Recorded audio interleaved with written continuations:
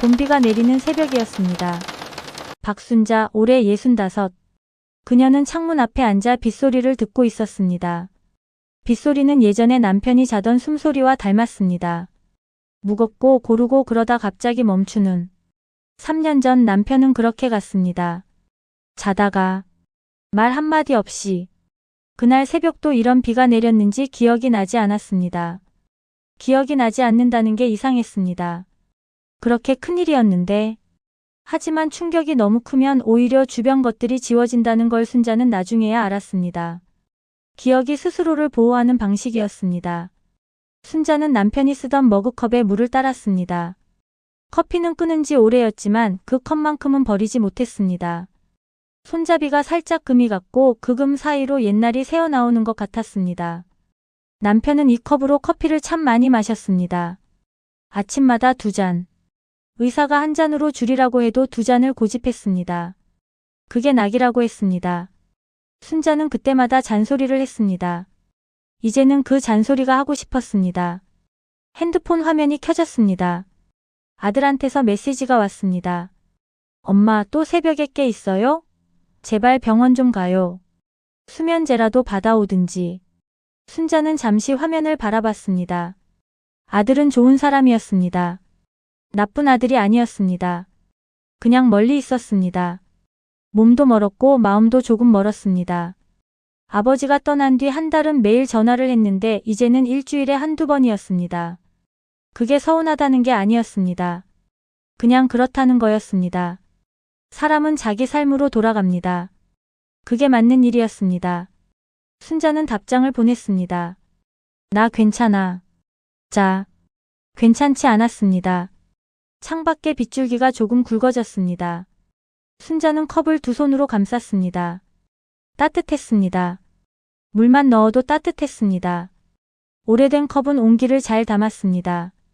다음날 아침 순자는 오랜만에 화장을 했습니다. 파우더를 두드리다가 거울 속 자신의 얼굴을 오래 들여다봤습니다. 주름이 깊어져 있었습니다. 그게 낯설었습니다. 마음속에서 자기 자신은 아직 40대쯤 되는 것 같은데 거울은 언제나 솔직했습니다.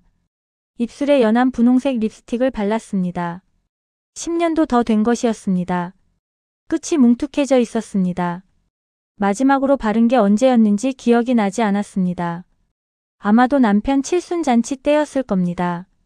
그날 남편이 웃으면서 말했습니다. 당신 오늘 예쁘다. 순자는 손이 잠깐 멈췄습니다. 그리고 다시 립스틱을 마저 발랐습니다. 나가야지. 오늘은 나가야지. 그녀는 가방을 들고 나섰습니다. 동네 마트에서 직원을 구한다는 종이가 붙어 있었습니다. 사흘 전부터 그 종이를 보면서 지나쳤습니다. 첫날은 그냥 지나쳤습니다. 둘째 날은 서서 읽었습니다. 셋째 날은 안에서 일하는 사람들을 유리창 너머로 봤습니다. 그리고 오늘 처음으로 문을 열고 들어갔습니다. 어머니, 혹시 나이가 어떻게 되세요? 계산대 앞에 서 있던 젊은 여직원이 물었습니다. 20대 초반이었습니다. 순자 딸 또래였습니다. 딸은 5년 전에 미국으로 가버렸습니다. 처음엔 1년만 있다 온다고 했습니다. 1년이 5년이 됐습니다. 이제는 거기서 살 것 같았습니다. 순자는 그것도 맞는 일이라고 생각했습니다. 딸이 행복하면 됐습니다. 그냥 그리울 뿐이었습니다. 65이요. 여직원은 잠깐 표정을 바꿨습니다. 감추려 했지만 감춰지지 않는 표정이었습니다. 순자는 그 표정을 알았습니다. 살면서 수십 번 봐온 표정이었습니다. 할 수 없다는 표정. 어렵겠다는 표정. 어떻게 돌려서 말할까 계산하는 표정. 순자는 먼저 말했습니다. 저 바코드 찍는 거 배울 수 있어요. 포스기도 할 수 있고요. 배우면 되니까. 목소리가 약간 떨렸습니다. 들키지 않으려 했는데 들켰을 수도 있었습니다. 이런 떨림이 있는지 몰랐습니다. 수십 년 동안 살림을 하면서 시어머니 모시면서 아이 둘 키우면서 그 어떤 것도 이렇게 떨리지 않았는데 낯선 사람 앞에서 나를 써달라고 말하는 일이 이렇게 어려웠습니다. 일단 사장님한테 여쭤볼게요. 잠깐만 기다려보세요. 순자는 마트 입구 쪽 의자에 앉아 기다렸습니다. 5분이 지났습니다. 10분이 지났습니다. 누군가 비닐봉지를 꺼내는 소리, 카트 바퀴 구르는 소리, 아이가 과자를 달라고 조르는 소리. 그 모든 소리 속에 순자는 혼자 앉아 있었습니다. 의자가 딱딱했습니다. 허리가 조금 아팠습니다. 순자는 자세를 고쳐 앉았습니다. 가방을 무릎 위에 올려놓고 손을 모았습니다. 면접을 본다는 게 이런 건지 몰랐습니다. 살면서 면접을 본 적이 없었습니다. 결혼하기 전에 잠깐 식당 일을 한 적 있었는데 그건 아는 사람 소개로 그냥 들어갔습니다. 나이를 묻지도 않았고 기다리지도 않았습니다. 20분 후 50대로 보이는 마트 사장이 나왔습니다. 어머니 죄송한데요. 지금 자리가 찼어요. 자리가 찼다고 했습니다.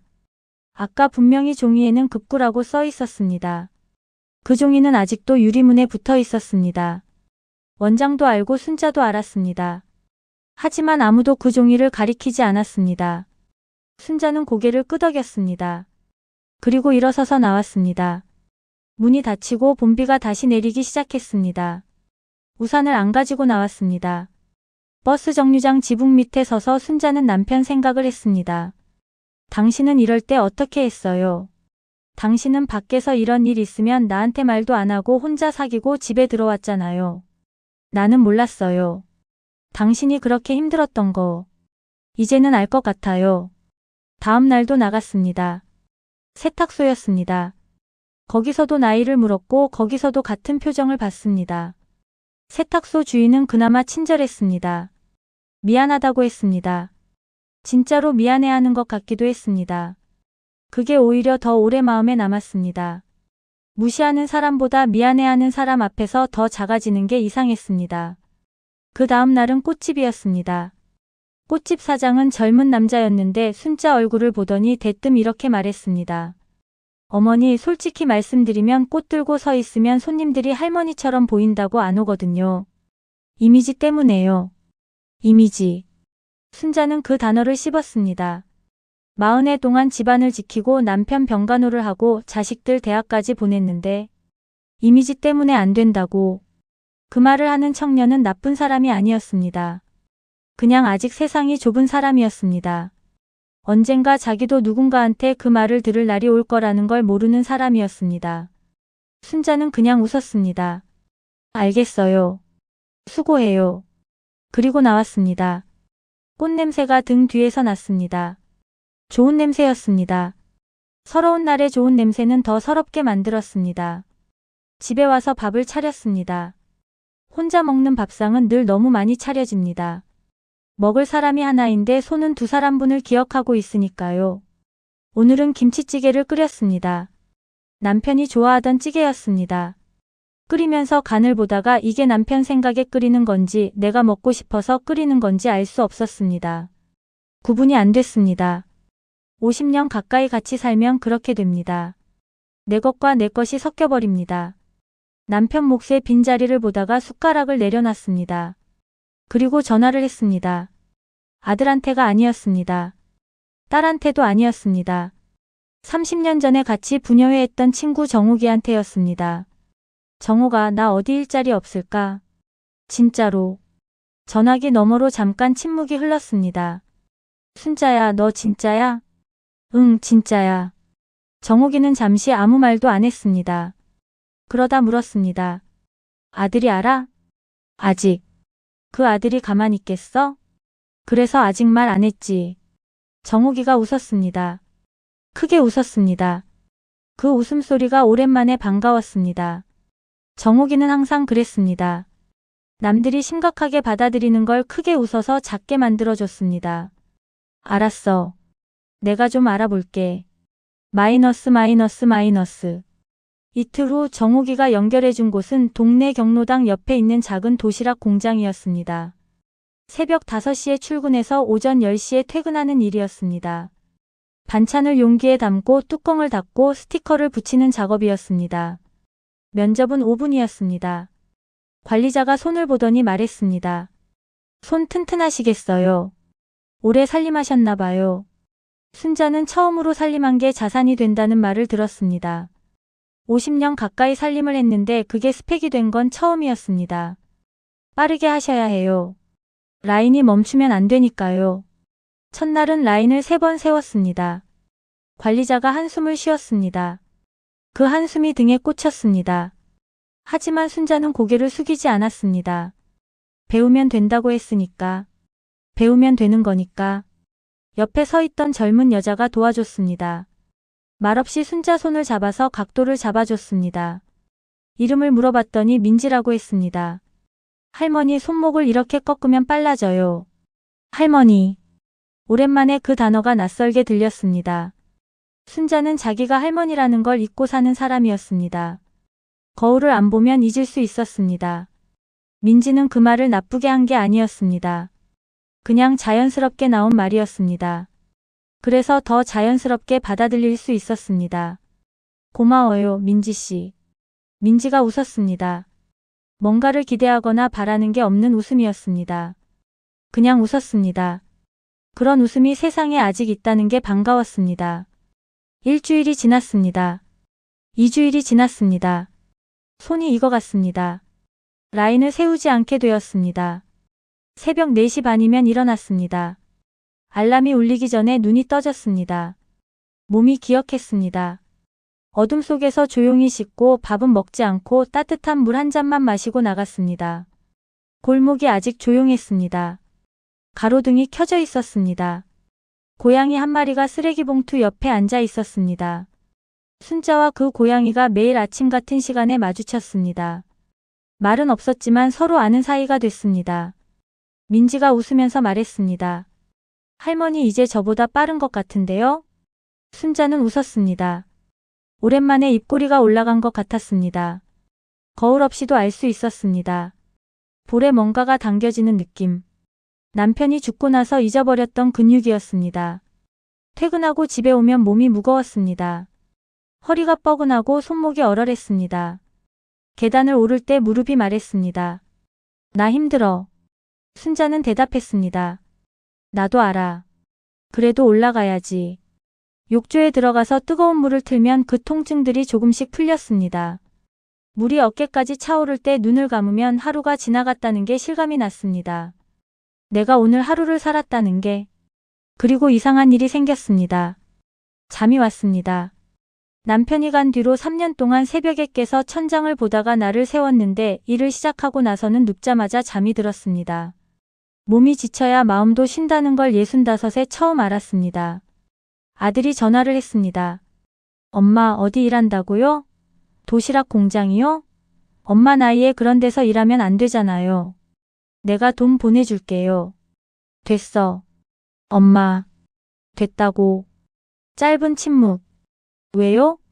순자는 잠깐 생각했습니다. 왜요? 왜 돈을 받지 않겠느냐고.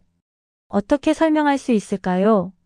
아들한테서 받는 돈이랑 내가 번 돈이 뭐가 다르냐고 물으면 순자는 다 다르다고 생각했습니다. 전부 다 달랐습니다. 받는 돈은 고마웠습니다. 하지만 받는 돈은 내 것이 아닌 것 같았습니다. 언제나 누군가의 수고 위에 얹혀 있는 것 같았습니다. 남편이 벌어오면 남편 것 같았고 아들이 보내면 아들 것 같았습니다. 순자 이름이 붙어 있어도 순자 것이 아닌 느낌. 그런데 내가 번 돈은 아직 받아보지 않았지만 다를 것 같았습니다. 그냥 해보고 싶어서. 아들은 한참 말이 없었습니다. 그러다 말했습니다. 힘들면 바로 연락해요. 알았어. 전화를 끊고 순자는 핸드폰을 내려다봤습니다. 아들이 나쁜 사람이 아니었습니다. 그냥 엄마가 이런 사람인 줄 몰랐던 겁니다. 순자 자신도 몰랐으니까. 서로 몰랐던 겁니다. 마이너스 마이너스 마이너스. 드디어 그날이 왔습니다. 첫 번째 월급날이었습니다. 공장에 출근하면서 순자는 오늘이 월급날이라는 걸 알았습니다. 알면서도 애써 모른 척했습니다. 기대했다가 상처받는 게 더 아프다는 걸 살면서 배웠으니까요. 그래도 손이 조금 빨랐습니다. 스스로 알아채지 못했지만 민지가 알아챘습니다. 할머니 오늘 왜 이렇게 신나요? 안 신나요. 신나요. 오전 작업이 끝나고 관리자가 봉투를 건넸습니다.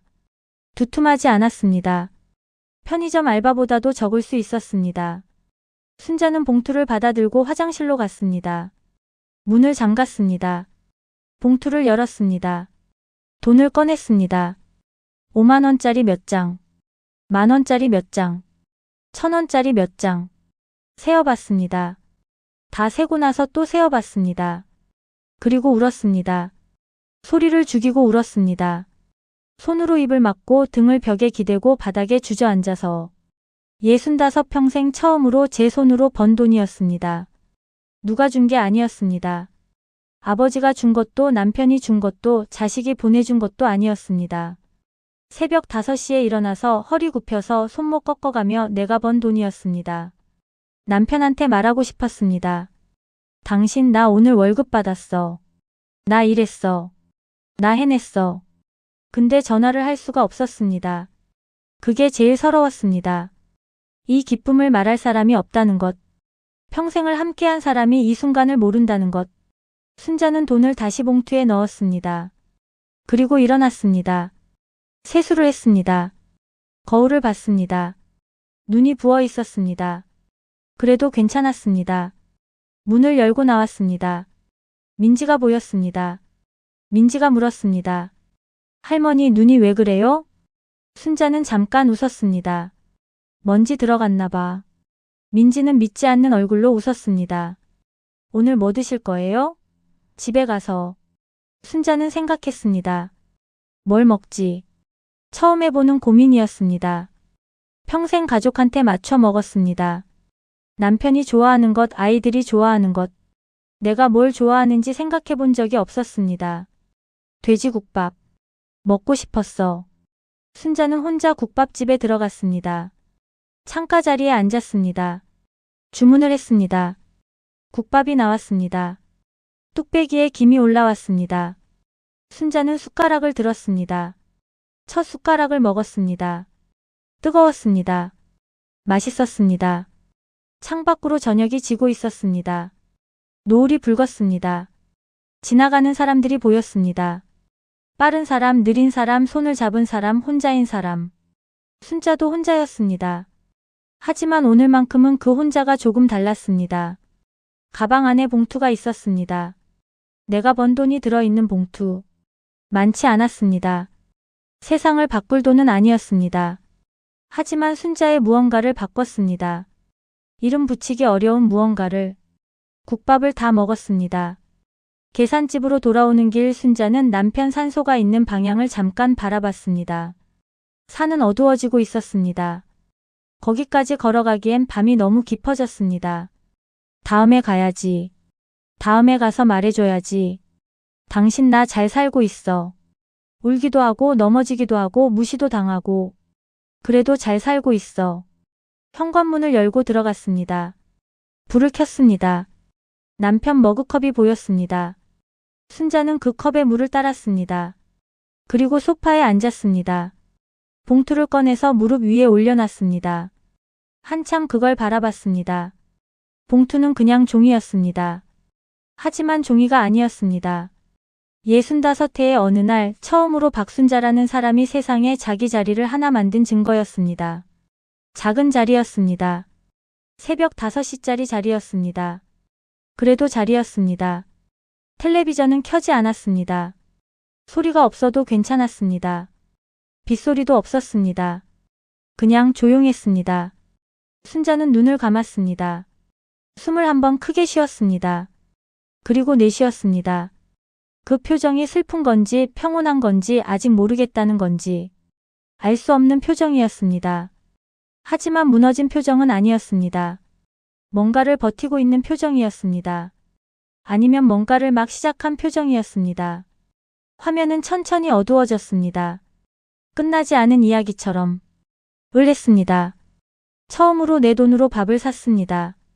집으로 돌아오는 길 순자는 남편 산소가 있는 방향을 잠깐 바라봤습니다. 거기까지 걸어가기엔 밤이 너무 깊어졌습니다. 다음에 가야지. 다음에 가서 말해줘야지. 당신 나 잘 살고 있어. 울기도 하고 넘어지기도 하고 무시도 당하고. 그래도 잘 살고 있어. 현관문을 열고 들어갔습니다. 불을 켰습니다. 남편 머그컵이 보였습니다. 순자는 그 컵에 물을 따랐습니다. 그리고 소파에 앉았습니다. 봉투를 꺼내서 무릎 위에 올려놨습니다. 텔레비전은 켜지 않았습니다. 소리가 없어도 괜찮았습니다. 빗소리도 없었습니다. 그냥 조용했습니다. 순자는 눈을 감았습니다. 그 표정이 슬픈 건지 평온한 건지 아직 모르겠다는 건지 알 수 없는 표정이었습니다. 화면은 천천히 어두워졌습니다. 끝나지 않은 이야기처럼.